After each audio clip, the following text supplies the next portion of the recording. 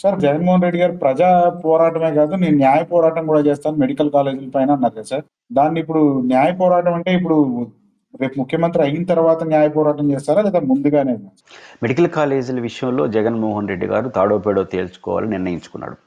జగన్మోహన్ రెడ్డి గారి వ్యవహార శైలి ఎప్పుడు కూడా మీరు గమనిస్తే పటపటా కార్యక్రమాలు చేయడం, కొత్త కార్యక్రమాలకు వెళ్ళిపోతుంటాడు. కానీ ఈ మెడికల్ కాలేజీ విషయంలో ఆయన పట్టు సాధించాడు. ప్రభుత్వం ఎన్ని దబాయించినా మెడికల్ కాలేజీ విషయంలో జగన్మోహన్ రెడ్డి గారు పట్టు సాధించాడు. కానీ దాన్ని ఆయన వదలడు. 2 కారణాలు. ఒకటి, ఇది ప్రజలకు ప్రయోజనాలతో ముడిపడి ఉన్నటువంటి విషయం, చరిత్రలో జగన్మోహన్ రెడ్డి గారు నిలిచిపోయే నిర్ణయం. 2, ప్రజలకు అవసరము. అన్నిటికన్నా మించి ప్రజల్లో వ్యతిరేకత ఎక్కడొస్తుంది? ఒక్క ఉదాహరణ చెప్తాను. ఈ ఆంధ్రప్రదేశ్ రాష్ట్రంలో ప్రజెంట్ బైపీసీ చదువుతున్న ఇంటర్మీడియట్ విద్యార్థులు ఫస్ట్ ఇయర్, సెకండ్ ఇయర్ కలుపుకుంటే 1,00,000 మంది ఉంటారు. బైపీసీ చదువుతున్న విద్యార్థులు. ఎందుకు ఈ పదం వాడుతుంటే, బైపీసీ చదివిన ప్రతి విద్యార్థి ఎంబీబీఎస్ కావాలని కోరుకుంటాడు.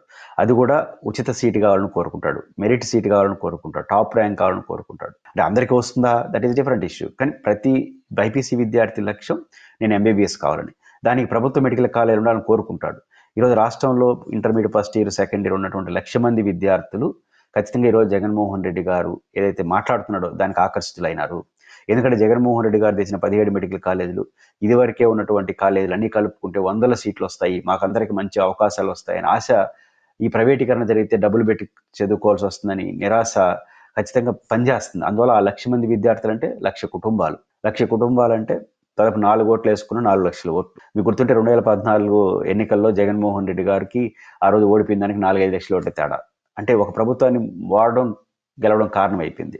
సో అట్లాంటి ఇంపార్టెంట్ ఒక బైపీసీ విద్యార్థి గురించి మాట్లాడుతున్నారు. ఇక డాక్టర్లు, మిడిల్ క్లాసు, వీళ్ళందరూ ఎందుకు ఈ పదం వాడుతున్నారంటే, జగన్మోహన్ రెడ్డి గారికి 24లో కోల్పోయింది కూడా ఈ సెక్షనే. విద్యార్థులు, యువకులు, చదువుకున్న వాళ్ళు, మేధావులు, పట్టణ ప్రజలు ఎక్కువ కోల్పోయారు. ఎందుకంటే జగన్ అన్ని పనిచేస్తున్నాడు అనే మెసేజ్ వెళ్ళింది. ఇది డెవలప్మెంట్ యాక్ట్ కూడా చూశారు. కానీ ఎప్పుడైతే ఇది వచ్చిందో, ఎక్కడైతే తాను కోల్పోయినాడో ఆ ఓట్లు వస్తున్నాయి.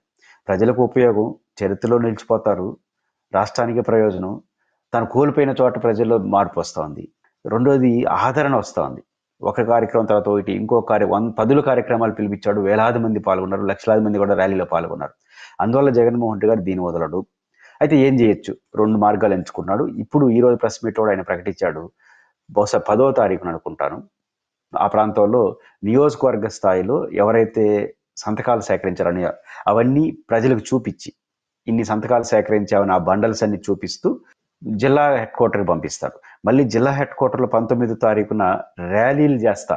ఒక్కొక్క జిల్లా కనీసం అనుకుంటే 10 లక్షల సంతకాలు ఉంటాయి. ఆ బండల్స్ అన్ని ముందు తీసుకెళ్లి ర్యాలీ చేసి ఎంతమంది ప్రజలు సంతకం పెట్టారు అని ర్యాలీ చేసి ప్రజలకు చూపించి, సమాజానికి చూపించి రాష్ట్ర కేంద్రాన్ని పంపిస్తారు.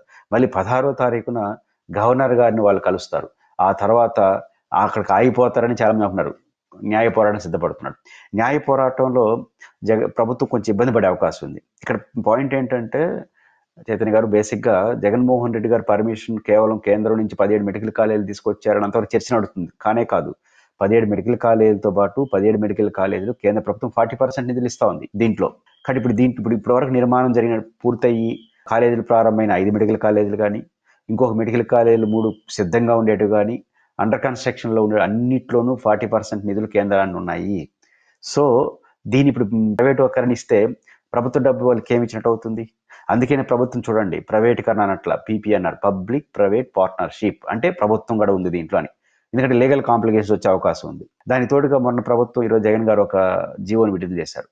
రేపు అవి మెడికల్ కాలేజీలో టీచింగ్ అండ్ నాన్ టీచింగ్ స్టాఫ్కి రాష్ట్ర ప్రభుత్వం డబ్బులు జీతాలు ఇస్తుందని చెప్పి ఒక మెన్షన్ చేస్తూ ఒక జీవో ఇచ్చారు.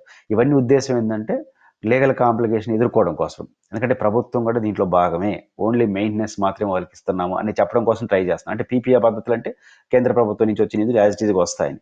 ఇవన్నిట్లో సాంకేతిక లోపాలు ఉన్నాయి. వీటన్నిటిని జగన్ గారు ఛాలెంజ్ చేస్తాడు, కోర్టులో పిటిషన్ వేస్తాడు. ప్రజా కోర్టు, న్యాయస్థానం కోర్టు. న్యాయస్థానం వెళ్తారు. ఖచ్చితంగా అక్కడ తీర్పు అద్భుతంగా వచ్చేస్తుందని నేను అనలేను. ఎందుకంటే టెక్నికల్గా ప్రభుత్వానికి ఉన్నటువంటి అధికారాన్ని కోర్టులు ఏం ప్రశ్నించవు. దాంట్లో టెక్నికల్ ఎర్రర్స్ ఉంటే మాత్రమే క్వశ్చన్ చేస్తే, లేకపోతే ప్రభుత్వ పాలసీ డెసిషన్ కోర్టులు ఏం అనలేవు. అక్కడ తప్పించుకున్న వ్యవహారం నిస్సందేహంగా వచ్చే ఎన్నికల్లో గెలిచిన తర్వాత జగన్మోహన్ రెడ్డి గారు ఆ కాలేజీని మళ్ళీ ప్రభుత్వం పరం తీసుకుంటాడు. అది మనం చెప్పడం కాదు, ఆయనే ఒక సభలో చెప్పాడు. ఈ టెండర్లు పడే వాళ్ళందరికీ హెచ్చరిస్తున్నాను, మీ తిప్పలు మీరు పడండి కానీ రేపు మేము అధికారంకి వచ్చి తిరిగి ప్రభుత్వం హ్యాండ్ ఓవర్ చేసుకుంటుంది అన్నాడు. అంటే ఇప్పుడు 2 ఏళ్ళు అయిపోతుంది.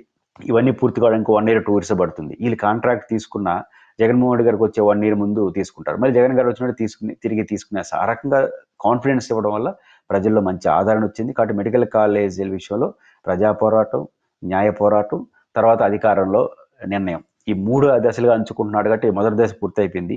2వ దశ న్యాయ పోరాటానికి వెళ్తున్నాడు. అది కూడా సాధ్యం కాకపోతే రేపు అధికారంకి వచ్చి చేస్తారనే నమ్మకాన్ని కలిగించడం వల్ల మెడికల్ కాలేజీలు అనేది జగన్మోహన్ రెడ్డి గారు తిరిగి అధికారంకి వచ్చేంత వరకు కొనసాగే పరిస్థితులు కనిపిస్తున్నాయి.